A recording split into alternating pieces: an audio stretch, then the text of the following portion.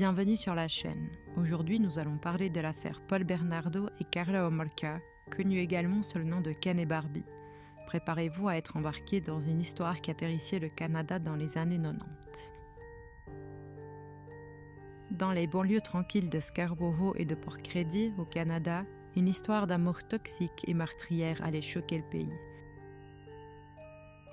Paul Bernardo et Karla Homolka, surnommés Ken et Barbie à cause de leur apparence parfaite, ont démontré que les monstres peuvent parfois se cacher derrière les visages les plus charmants. Mais comment ces deux jeunes, à l'apparence innocente, ont-ils pu sombrer dans une spirale de violence et de meurtre? Voici leur histoire.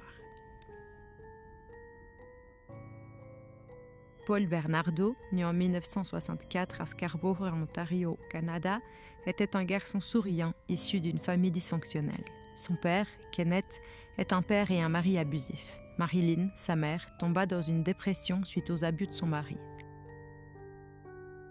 À l'âge de 16 ans, suite à une dispute avec ses parents, la mère de Paul lui révéla qu'il était le fruit d'une liaison extra-conjugale. Cette révélation bouleversa le jeune Paul, qui commença à nourrir une haine grandissante envers les femmes. De son côté, Karla Homolka, née en 1970, était une élève brillante, mais son enfance était marquée par un père alcoolique et des tensions familiales. Elle développa des tendances sadiques et une fascination pour le contrôle.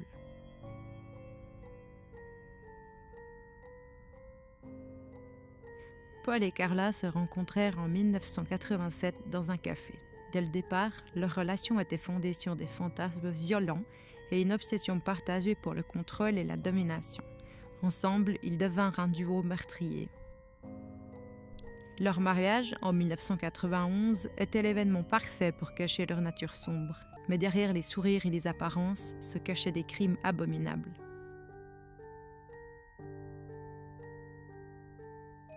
Le couple a commencé par des agressions sexuelles, mais leur violence escalada rapidement.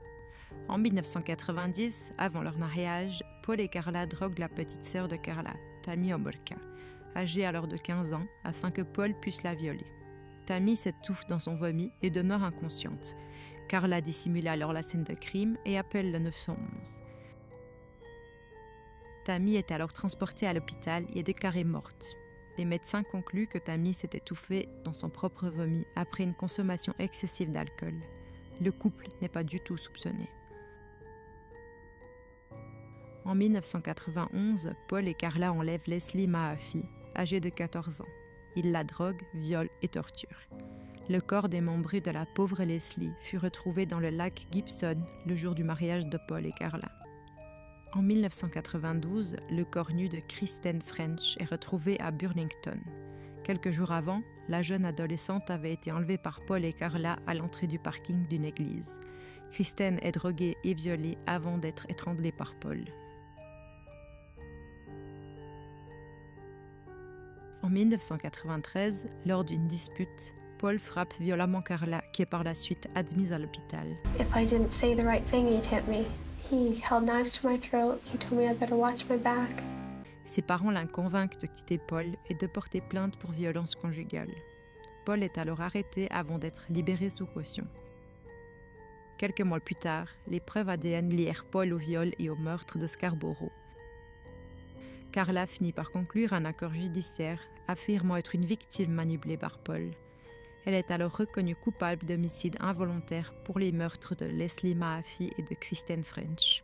Elle est condamnée à 12 ans de prison ferme.